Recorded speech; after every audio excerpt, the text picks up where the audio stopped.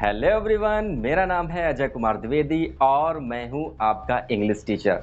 बच्चों, इससे पहले की वीडियोस में, इससे पहले की क्लास में हम लोग क्लास 9 की फर्स्ट बुक बी हाइव के लेसन नंबर 5 को कंप्लीट कर चुके हैं। और आइए आज रीडिंग करते हैं लेसन नंबर 6 की। और बच्चों, लेसन नंबर 6 का नाम है माई चाइल्डहुड। बच्चों, बेसिकली ये स्टोरी है डॉक्टर एपीजे अब्दुल कलाम की। और डॉक्टर एपीजे अब्दुल कलाम ने अपनी ऑटोबायोग्राफी राइट की थी जिसका नाम था विंग्स ऑफ फायर। जी हाँ बच्चों, विंग्स ऑफ फायर। और माई चाइल्डहुड एक पार्ट है ऑटोग्राफी विंग्स ऑफ फायर का, जिसे राइट किया था डॉक्टर एपीजे अब्दुल कलाम ने। बच्चों, आपने डॉक्टर एपीजे अब्दुल कलाम का नाम ना सुना हो ऐसा तो हो ही नहीं सकता। बच्चों, ये प्रेसिडेंट थे हमारे इंडिया के 11th। जी हाँ बच्चों, ये भारत के 11वें राष्ट्रपति थे जो कि 2002 में इलेक्ट किए गए थे। बच्चों, इन्होंने बहुत अच्छे आविष्कार भी किए हैं। इन्होंने साइंस के लिए बहुत काम किया है, इंडिया के लिए बहुत काम किया है। इन्होंने बहुत सी मिसाइल भी बनाई है। लेकिन इन सब के बारे में जानने से पहले मैं आपसे कुछ पूछना चाहूँगा। बच्चों, क्या आप लोग जानते हैं कि स्टेट्समैन कौन होते हैं? नहीं जानते हैं ना? ठीक है बच्चों, मैं आपको बताता हूँ कि आखिर स्टेट्समैन कौन होते हैं। बच्चों, स्टेट्समैन उन्हें कहा जाता है जो बहुत अच्छे से स्किल्ड हो। जी हाँ बच्चों, एक ऐसा व्यक्ति जो बहुत अच्छे से स्किल्ड है, एक्सपीरियंस्ड है। जी हाँ बच्चों, स्किल्ड भी है, एक्सपीरियंस्ड भी है और है एक रेस्पेक्टेड पॉलिटिकल लीडर। ऐसे ही व्यक्ति को कहा जाता है स्टेट्समैन।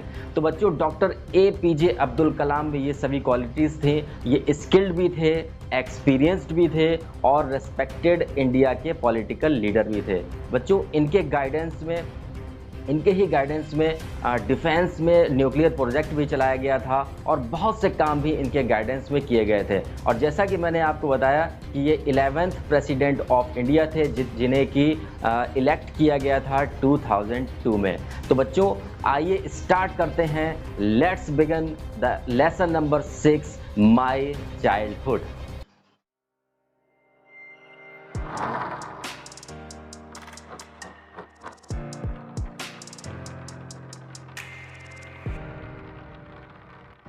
बच्चों, डॉक्टर एपीजे अब्दुल कलाम का जन्म हुआ था एक मिडिल क्लास तमिल फैमिली में जो कि रामेश्वरम में रहा करते थे। जी हाँ बच्चों, इनका जन्म हुआ था रामेश्वरम में। बच्चों, इनके फादर का नाम था जैनुल आबिदीन जो कि बहुत अच्छे इंसान थे और इनकी माता का नाम था आशी अम्मा। बच्चों, इनके बारे में मैं बताना चाहूँगा, इनके पेरेंट्स के बारे में, कि इनकी जो माता थी वो बहुत अच्छे स्वभाव की थी। मदर इनकी बहुत अच्छे नेचर की थी। इनके घर में जितने पर्सन्स थे ना, इनके घर में जितने लोग थे उससे ज़्यादा लोगों को तो ये डेली खाना खिलाया करते थे।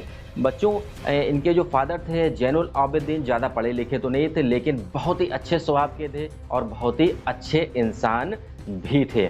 बच्चों, ये अपने पैतृक घर यानी कि जो एंसेस्टर्स का जो हाउस था उसमें रहा करते थे।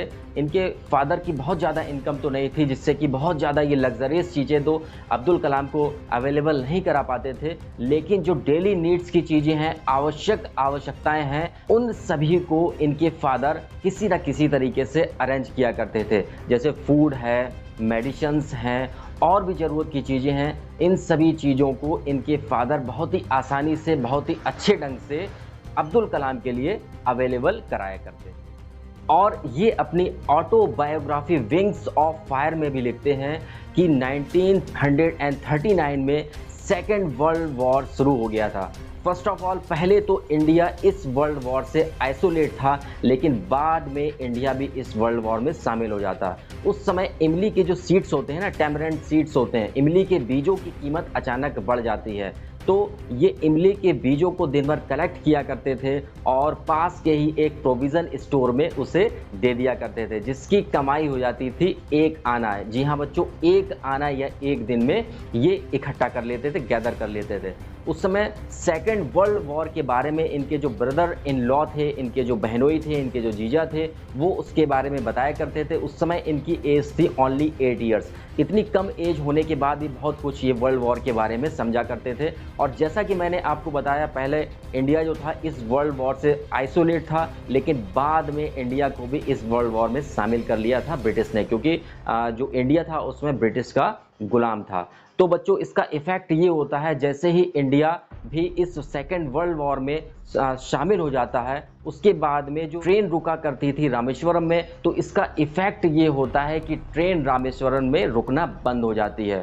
और बच्चों, जैसे ही ट्रेन रामेश्वरम में रुकना बंद होती है तो जो डेली न्यूज़पेपर आया करते थे उस पर भी इसका इफ़ेक्ट पड़ता है। और इफ़ेक्ट क्या पड़ता है कि चलती ट्रेन से ही धनुषकोडी और रामेश्वरम के बीच में ही न्यूज़पेपर के बंडल्स को फेंक दिया जाता था।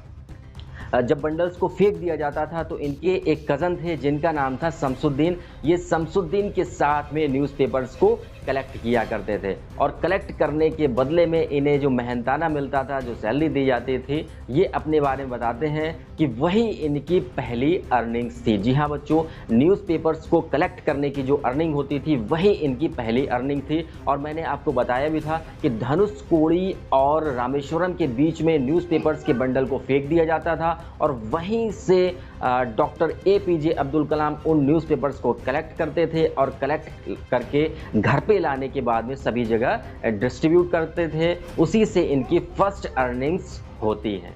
और डॉक्टर APJ अब्दुल कलाम अपनी ऑटोबायोग्राफी विंग्स ऑफ फायर में ये भी बताते हैं कि हर बच्चा जब पैदा होता है, उसका बॉर्न होता है, उसका जन्म होता है, तो कुछ ना कुछ जो उसमें एबिलिटीज़ होती हैं, जो उसमें कैरेक्टरिस्टिक्स के साथ ही पैदा होता है। और हमें अपने पेरेंट्स से भी बहुत कुछ सीखने को मिलता है। बच्चों, डॉक्टर APJ अब्दुल कलाम ने अपने फादर से सीखी थी ऑनेस्टी। जी हाँ बच्चों, उन्होंने अपने फादर से सीखी थी ऑनेस्टी। उन्होंने अपने फादर से सीखा था सेल्फ डिसिप्लिन। जी हाँ बच्चों, उन्होंने अपने फादर से ऑनेस्टी और सेल्फ डिसिप्लिन भी सीखा।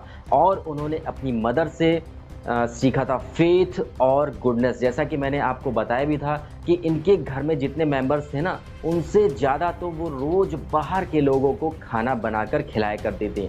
तो इन्होंने अपनी मदर से फेथ और गुडनेस सीखी। इसी तरीके से इनके 3 ब्रदर्स और सिस्टर ने भी अपने पेरेंट्स से बहुत कुछ सीखा। और अपनी ऑटोबायोग्राफी में डॉक्टर APJ अब्दुल कलाम बताते हैं कि बचपन में जैसे कि सभी फ्रेंड्स होते हैं ना, इनके भी 3 जो बहुत अच्छे, बहुत ही क्लोज फ्रेंड थे। इनके पहले चाइल्डहुड के जो फ्रेंड थे उनका नाम था रामकृष्णन शास्त्री। जी हाँ बच्चों, रामकृष्णन शास्त्री। इनके पिता का नाम था पक्षी लक्ष्मण शास्त्री, जो कि रामेश्वरम के टेम्पल में हाई प्रीस्ट थे। जी हाँ बच्चों, रामेश्वरम का जो टेम्पल है उसमें पुरोहित थे। और बाद में रामकृष्ण शास्त्री ही वहाँ पर यानी कि रामेश्वर टेम्पल में प्रीस्ट बन जाते हैं। दूसरे फ्रेंड के बारे में बच्चों ये बताते हैं। दूसरे फ्रेंड का नाम था अरविंदन, जो कि बाद में बिजनेस करने लगे थे। जो पिलग्रिम्स होते हैं, तीर्थयात्री होते हैं, उन्हें ट्रांसपोर्ट करने का। जी हाँ बच्चों, जो तीर्थयात्री तीर्थ यात्रा पर जाया करते थे उन्हें ट्रांसपोर्ट ये किया करते थे। और तीसरे फ्रेंड जो कि इनके चाइल्डहुड के बहुत ही क्लोज फ्रेंड थे, उनके बारे में बताते हैं। उनका नाम था शिव प्रकाशन, जो कि साउथर्न रेलवे में कॉन्ट्रैक्टर बन गए थे कैटरिंग के। जी हाँ बच्चों, कैटरिंग कॉन्ट्रैक्टर बन गए थे साउथर्न रेलवे में। तो अपनी ऑटोबायोग्राफी विंग्स ऑफ फायर में इन्होंने अपने 3 फ्रेंड्स के बारे में जिक्र किया है और ये बताया है कि आखिर इनके जो चाइल्डहुड के 3 फ्रेंड्स थे ये किस बिजनेस में लग गए। तो इन्हीं 3 फ्रेंड्स का इन्होंने जिक्र किया है। और बच्चों, मैं देख रहा हूँ कि समय जो वीडियो है इसका टाइम ड्यूरेशन बढ़ रही है और ज़्यादा वीडियो लंबा हो जाएगा तो आपका इंटरेस्ट भी कम हो जाएगा, इसीलिए मैं इस वीडियो को यहीं पे पॉज कर रहा हूँ। और बच्चों, नेक्स्ट वीडियो में मैं आपको बताऊंगा कि डॉक्टर APJ अब्दुल कलाम को मिसाइल मैन, जी हाँ बच्चों, मिसाइल मैन क्यों कहा जाता है। आखिर उन्होंने ऐसा कौन सा इन्वेंशन किया था, कौन सा आविष्कार ऐसा किया था जिसके कारण इनका नाम पड़ गया मिसाइल मैन। तो इन सब बातों के बारे में अगर आपको जानना है ना, तो हमारा सेकंड वीडियो, इसका जो नेक्स्ट पार्ट है वो देखना बिल्कुल मत भूलिएगा, क्योंकि उसी वीडियो में मैं आपको बताऊंगा कि इन्होंने साइंस में क्या क्या गाइड किया लोगों को और कौन कौन से इन्वेंशंस किए। इन सब बातों के बारे में मैं आपको बताऊंगा इसके सेकंड पार्ट में। और हर बार की तरह बच्चों, मैं आपसे फिर से यही कहूँगा कि अगर आपको कोई प्रॉब्लम है, कोई तकलीफ हो रही है, कोई दिक्कत हो रही है, तो आप मुझे फ़ोन कर सकते हैं, मैसेज कर सकते हैं, ऑडियो कॉल भी कर सकते हैं। और बच्चों, अगर आपको हमारा वीडियो अच्छा लग रहा है तो हमारे वीडियो पर लाइक, शेयर और कमेंट्स ज़रूर कीजिएगा। और जो लोग हमारे चैनल पर, हमारे इस वीडियो पर आए हैं फर्स्ट टाइम, मैं उनसे रिक्वेस्ट करूंगा कि प्लीज़ हमारे चैनल को सब्सक्राइब जरूर कर लें।